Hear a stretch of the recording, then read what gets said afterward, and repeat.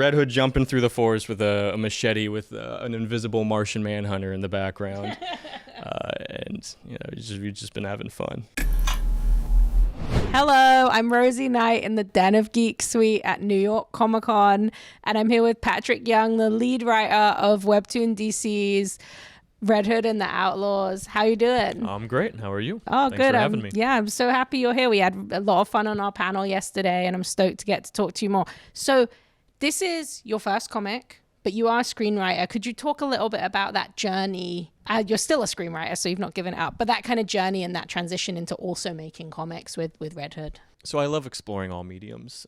These comics have been something I've loved as a kid and something I've wanted to explore as a writer for a long time. I am primarily a screenwriter. It's where I've been lucky enough to be the most successful. But in my spare time, if I have an idea, I like to explore whatever medium it works best with. So when the opportunity to write for this came up, of course I jumped on it as hard as I could. Learning the format, the difference between screenwriting and comic writing took a bit. Yeah. There's a lot of things that you include in comics that you do not include in screenplays. Yes. Sound effects, a lot more detail and background and everything, whatever your artist needs to, complete that vision. It's been very exciting. And I actually really enjoyed, more than the differences, the similarities between filmmaking and comic making, especially with the WEBTOON format, the vertical scrolls. It's constant. There's a flow. There's no page break. There's no ads in between the pages. And so Nico Bascunian and I, my artist, we've treated it very cinematically. Mm-hmm. We treat the spaces between the panels like transitions in a film, and it's been very rewarding. You mentioned that your pitch for this was Predator on Dinosaur Island. So could you speak a little bit more about how you bought that and what that pitch for Red Hood looked like and how it ended up becoming the story that you got to tell?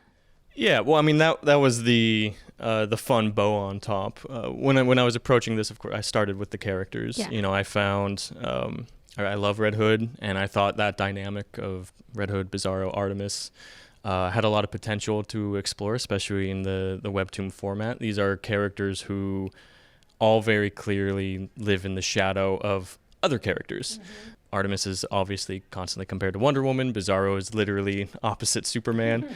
And so when I was looking at stories that I thought might appeal to a WEBTOON artist, our audience, or something that I wanted to explore, I thought there was a real opportunity there for a story about self-discovery and confirmation bias and those types of battles, as well as romance.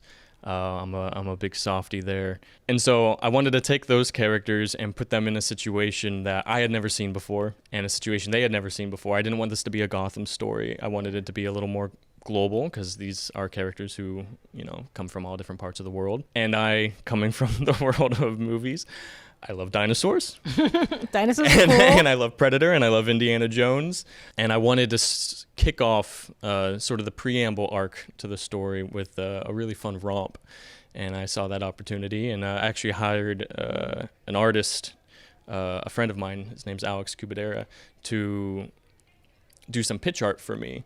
And it was Red Hood jumping through the forest with a machete with an invisible Martian manhunter in the background. And we've just been having fun. I love the romance aspect because that's not something we get to see in a lot of superhero comics, especially not in like a WEBTOON style. What's it like to kind of balance that emotionally driven aspect with these characters who, Bizarro, obviously not a street level character, he's an opposite world Superman, but Artemis, Jason Todd, those are quite like grounded, gritty characters. So what was it like to kind of balance all these different aspects and throw them into this more adventure heavy, romance tinged story? The emotion drives the adventure. All of these big adventures that I'm going to take these characters on have a very specific emotional high point that they're going to reach, and they're going to inform and push these characters to a next level. Yeah. So it's not about finding, there's a tonal balance here, because Red Hood and the Outlaws does get very serious, and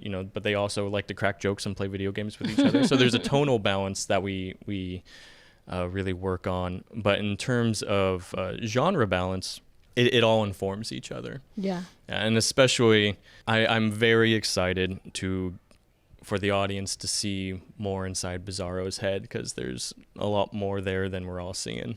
I love that, because that is not a character who necessarily gets a lot of in-depth exploration. He's often more shows up as a conflict or a MacGuffin. So that's very exciting. Yeah, and he's, very clearly been, treated as sort of a puppy dog here in our first few episodes, and maybe a little bit too ignored. And his inner conflict is going to drive a lot of this story.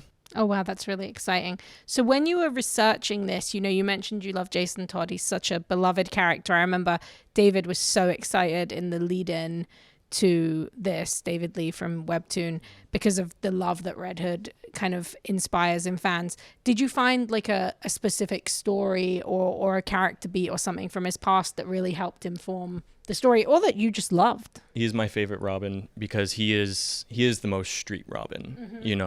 This iteration of him, he grew up on the streets. He is very much a kid of Gotham, which means he understands these people. He empathizes with them. He's not looking down on them. In my opinion, he's a little bit more empathetic and forgiving than some other characters in the DC universe, because he knows what it's like to be treated poorly while on the streets, and doesn't want to do that to anyone else. Yeah, I love that. It really makes him stand apart from Batman, and I'm such a big fan of this comic, and I'm so glad that we got to have this conversation. So thank you so much for taking the time.